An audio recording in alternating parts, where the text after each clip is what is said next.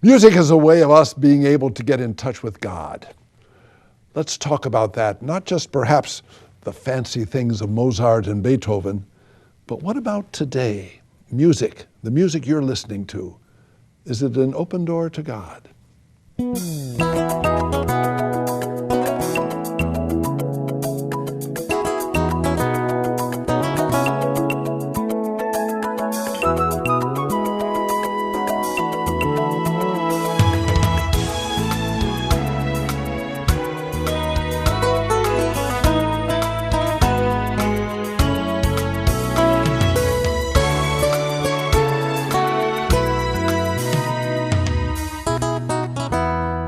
Today we're going to be talking kind of centered around something that's centered here in the place where our studio is, which is San Bernardino, California.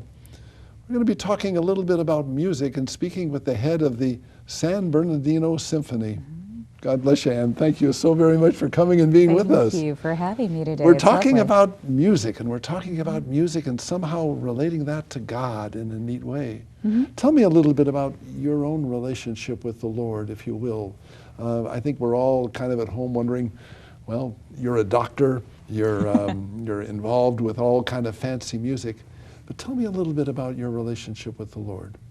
Well, as that relates to music, Anne Sexton, are you familiar with Anne Sexton? Yes. Okay, and she wrote about that awful rowing towards God, that meaningful awful. And I think that music is one of those things that enables us in our path towards God. It inspires, it helps us work through things. And for me, it's always been an important part of my life because I think, like most people, there's pieces of music that they transport you back to a time and a place. And Yes, you remember something that happened because of the music that you heard. Exactly. And for me then, having this position with the symphony is an opportunity to explore that part of my being a little bit more effectively. Yeah. I find in my own experience of music, I'm a big person of Pandora, if you will, and I've got these channels. I'm very attracted to jazz, and especially classical jazz. But there's also this classical station that I plug into, and when I listen to the classical music, there is a chance of raising me up to a new level, getting to something that I hadn't been before. And I think that's what music can do. Are you with me on that? Oh, absolutely, absolutely. Because think about some of the compositions that are just so uplifting and that many, many people all over the world can listen to and have the same response. I don't see that as being the work of an individual. It's beyond the languages, how many languages do we have in our world, and yet we can listen to music and that bridges that.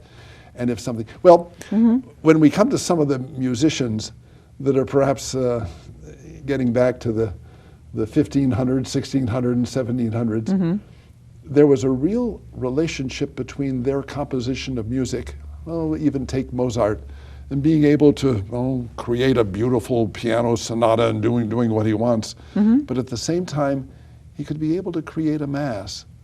And there was something that allowed him, and this is what I'm trying to understand.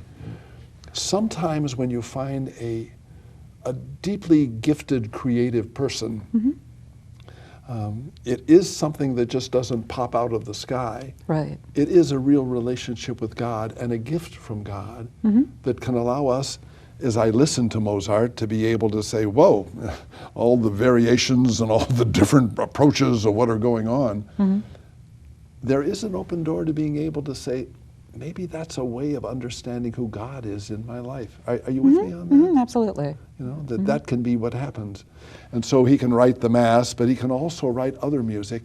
And through that other music, we start to move in new and exciting ways. And the interesting thing about that music is it can be interpreted from many perspectives. You can listen to a Requiem piece from a completely humanist perspective and still be inspired by Precisely. it. Or you can adopt a more Christian perspective and get it at a different level. Right. I remember in prep school we read C.S. Lewis. We read the Sure. Narnia Chronicles. And Sure. we first read them and they were great little stories about kids and Nothing to wardrobes do and with God lions. or Christ or anything, no. No, yes. but then we went on and learned more about them.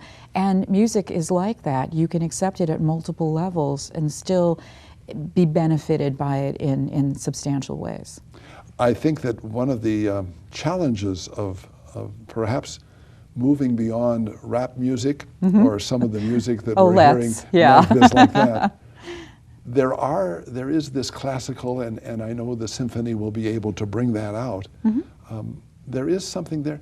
How are we going to make a bridge to allow ourselves to be able to appreciate perhaps a little bit more of the different creative action? I'm not saying that rap music isn't creative. By no means am I trying to say that. Spoken word is always creative in its own way. But there's a different approach with classical music. Are you with me on this? Yes, that helps us to do that.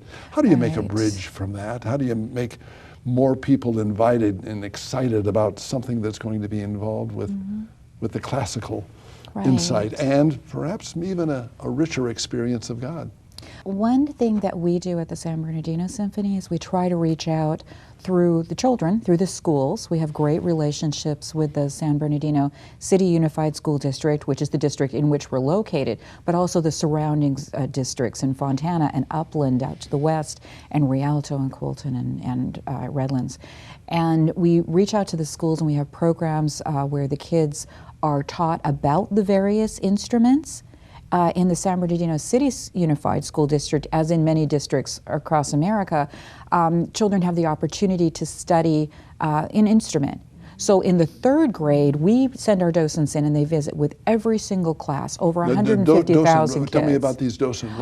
Our docents are generally retired music teachers. They might be a retired teacher in a different area. They're volunteers, and they go to the schools with a whole suite of instruments, and they show the students how to play the instruments. This is a bow for a violin. It must use rosin. This is an oboe. It is a long reed instrument. You practice this many hours that plays this kind of music, so that they're prepared, and then in the fourth grade, when they're ready to study, they have some knowledge of what they might like to study, and they have that anticipation over the summer of starting the new year and learning the new instrument. This builds interest, and then in their classes they build interest, and now with the new Common Core, we're tying multiple disciplines together so that the children are learning not only the music, but the history of the music and the social substantial, what is the word I'm thinking of? The social importance of the music to our history. Wow. And I think that's really helpful. And then we do concerts for the students, and this isn't specific to us. Orchestras across America do this. We do 2 concerts for the students every year, 3,450 kids. Wow. And we tie what's in that concert. So you're making a bridge. You're allowing the music that they're hearing around there on television and, and in their iPhones and whatnot, to be able to have a bridge to something higher. And we play music that is interesting and accessible to children. We love a 5-movement piece, but we're not going to play a 40-minute 5-movement piece for children in an hour concert. We're going to play snippets of different things. This year we're doing a patriotic concert. So we're going to play some John Philip Sousa, we're going to play some Grofé, some Grand Canyon Suite. But even that is just going to be a little of it here and there, so they have an opportunity to experience multiple genres of orchestral music being played. And they can make some choices from that. When I was in college, I was going to school, connected with a school, New York State University at Albany. And one time we came in and we had a video of Leonard Bernstein. And he was conducting, I think he conducted in New York. I think that was the New York Symphony there. Did some of that. And what was so memorable about that experience, and I'm relating this to what you're saying, was he gave a talk on Shostakovich, which is a former Russian composer. Yes. And you'd say the word Shostakovich, and you think, oh my God, that's the last thing I want to have to do. But he went into his Seventh Symphony, which is a symphony that was based on the fact of the Germans coming in and bombing the city of Stalingrad, which is like that. And all of a sudden he would play little parts, and you could feel the airplanes coming, and you could see the bombs bursting, and you could hear the cry of the people as they were being surrounded by this. And I'll never forget that. And since then, that's become one of my favorite classical pieces that I'll try to play over and over again. The beauty of that with just that one movement, being able to, and that I think, well, again, getting back to God, there's something about that allows us to be able to hear in a language that's different. I could stand up and tell you, yes, the Germans came and they marched into Russia and they encircled Stalingrad and whatnot, and I could tell you all the historical facts, and we could get eyewitness accounts. I want to talk about this a little bit more. I want you to listen, please, now, if you would, to this message. We're going to be right back. Thank you.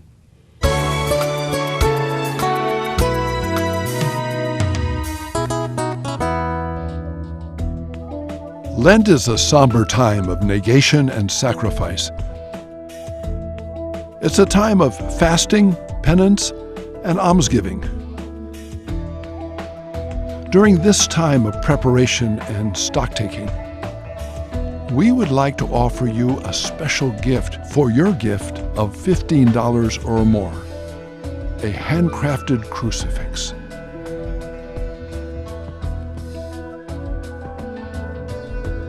Each of these crucifixes has been handcrafted by Deacon Jim Weber with ultimate care and love.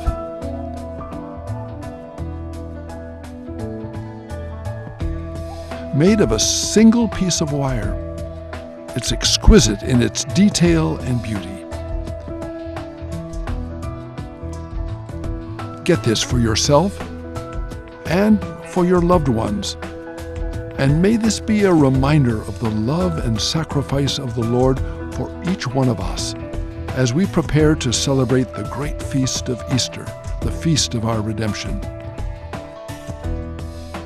Use the telephone number or the email on the screen to contact us right now.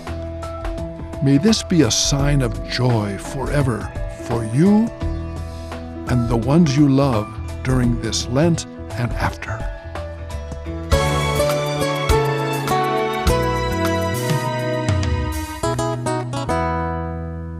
Tell me a little bit about the history of your love of music. How did that all get involved? And how did you get excited about now being the head of the symphony here? Well, I studied violin when I was a small child. Okay. I had a quarter-size violin. They're like this big, they put them in small children's hands. I don't believe I had much of a talent for that because I don't remember studying it more than a year or two. And that was kind of it. In high school, I bought an acoustic guitar and played out my angst about the unfairness of the world in my lovely life living in Claremont. But that was it. There really wasn't much of a background in music like our musicians have, or many of our board members who have played in orchestras before and things like that. I just like what this symphony stands for in our community. San Bernardino is not a community that immediately pops to mind for most people when they think the higher arts. But the arts are pivotal in raising communities, in helping them to become more vibrant places, in creating greater pride of place. And they need the arts in San Bernardino and surrounding areas. They really do. So they were a client of mine. They were a PR client of mine.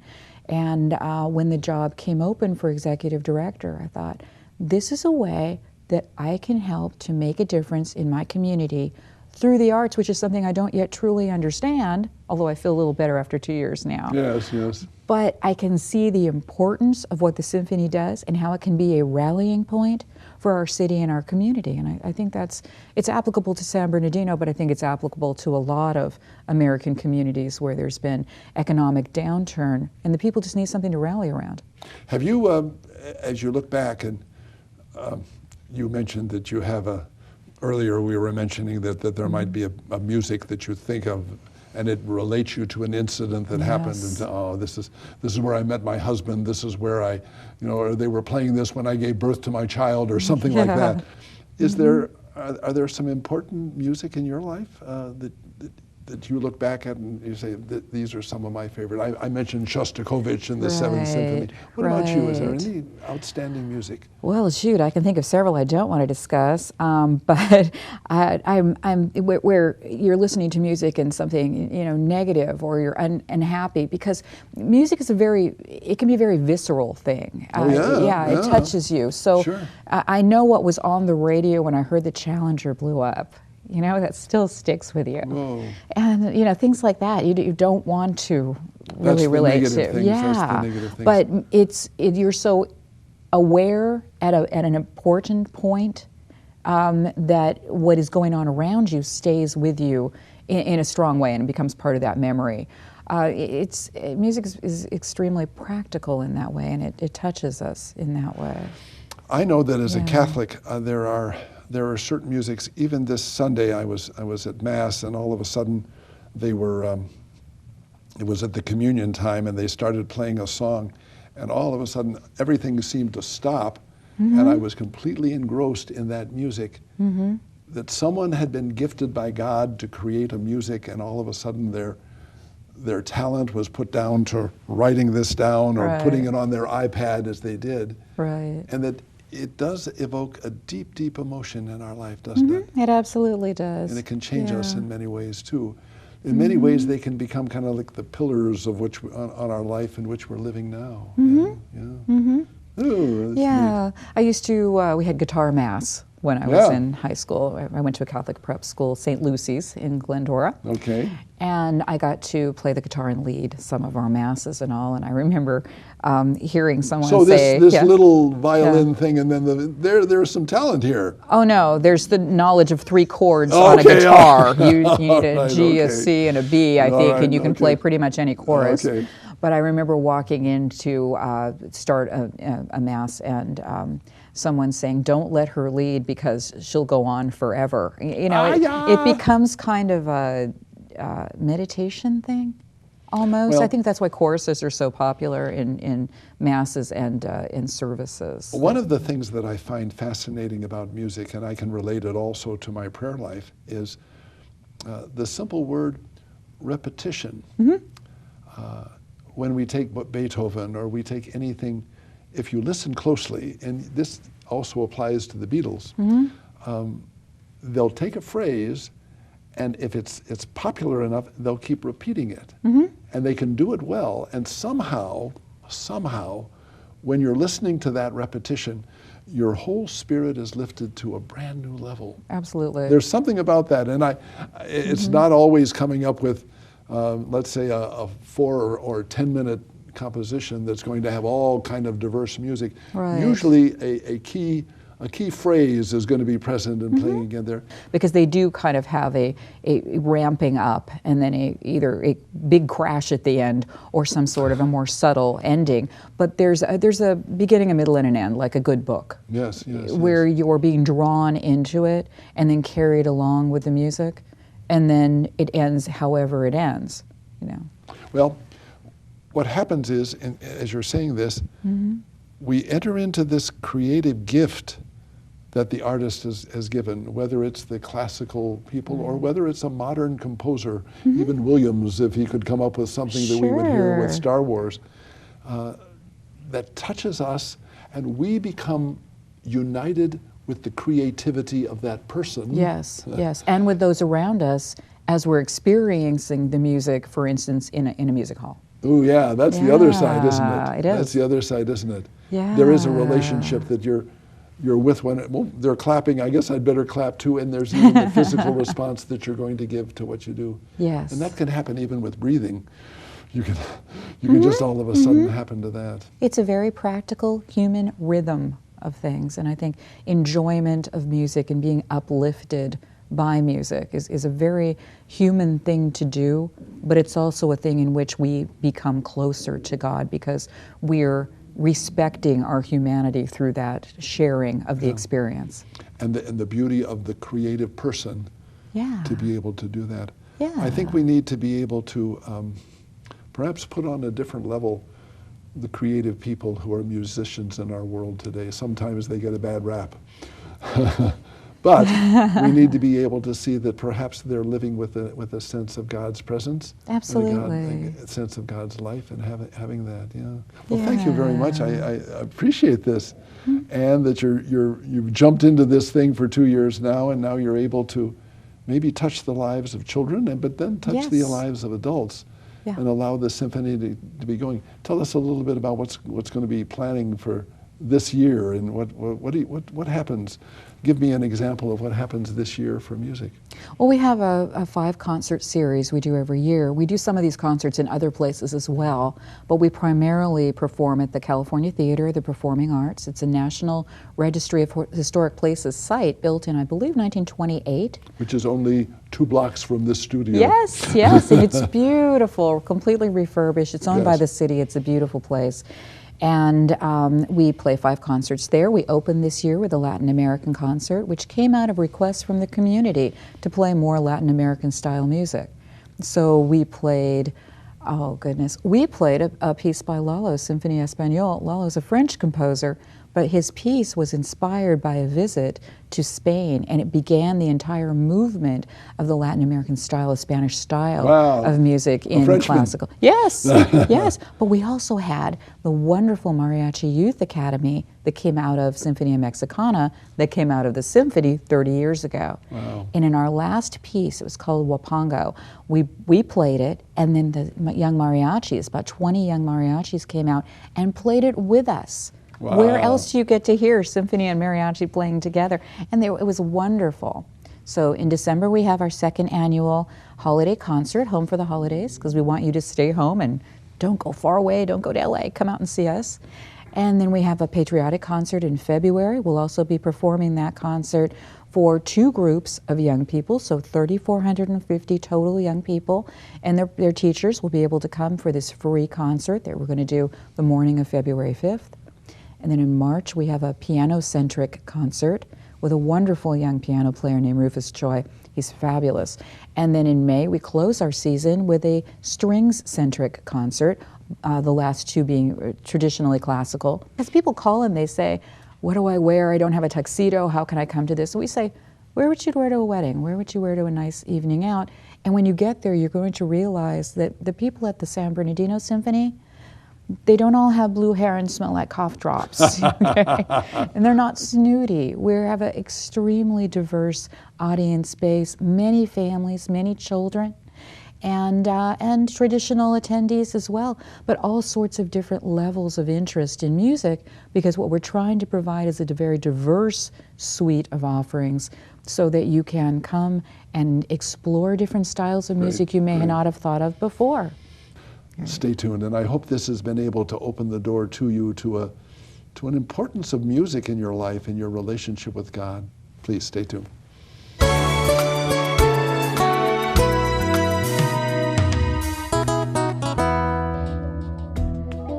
Lent is a somber time of negation and sacrifice. It's a time of fasting, penance, and almsgiving. During this time of preparation and stock-taking, we would like to offer you a special gift for your gift of $15 or more, a handcrafted crucifix.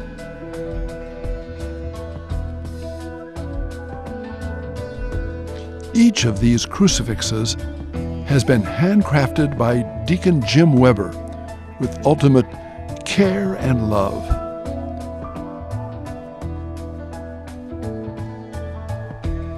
Made of a single piece of wire, It's exquisite in its detail and beauty.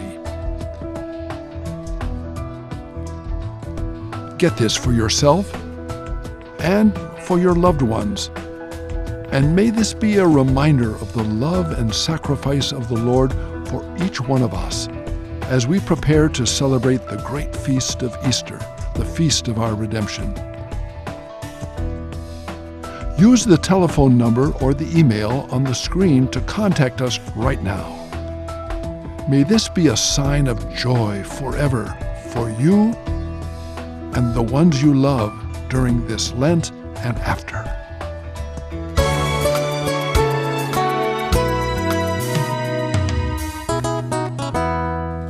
And thank you very much for sharing this about music.